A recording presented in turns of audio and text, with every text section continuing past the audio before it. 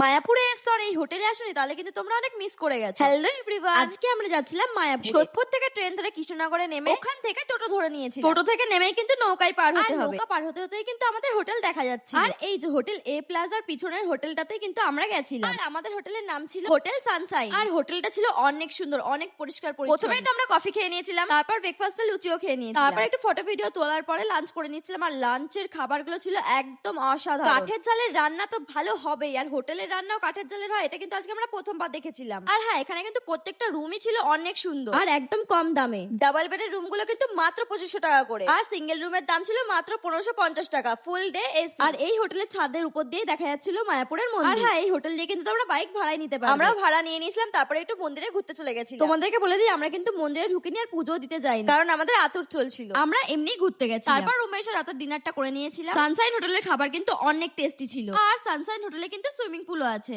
তো দাদা, তোমাদের এই হোটেলে সানশাইন হোটেলে আসতে গেলে কি করে আসতে হবে? আমাদের সোজা রাস্তা, যারা কৃষ্ণনগর হয়ে আসছে এই নৌকা ঘাট পার হয়ে আসতে হবে, আর ওই লঞ্চে করে আসছে যারা নবদ্বীপ হয়ে আসবে। আর তোমাদের এখানে হোটেলের কেমন কি চার্জ আছে? চার্জ বলতে আমাদের দু টাইপের রুম আছে। একটা কাপলস রুম আছে যেটা হচ্ছে 1550 টাকা, আর ফ্যামিলি রুম আছে যেটা 6-7 জন থাকতে পারে, এটার ক্ষেত্রে 2550 টাকা রেট আছে। তোমাদের এখানে দেখলাম সুইমিং পুলও আছে, তাই এখানে আর সুইমিং পুলটা অ্যাক্সেস করতে পারে, কিন্তু তার জন্য একটা চার্জ, মিনিমাম একটা চার্জ আছে, সেই চার্জটা দিলে সে অ্যাক্সেস করতে পারবে। বাহ, তাহলে তোমরা কিন্তু এখানে আসতে পারো, সুইমিং পুলও আছে। আর মায়াপুরে এসে তোমরা যদি ধরো ঘুরতে এসছো আর এনজয় করতে পারবে, তার জন্য কিন্তু তোমাদের এই হোটেলটা একদম বেস্ট।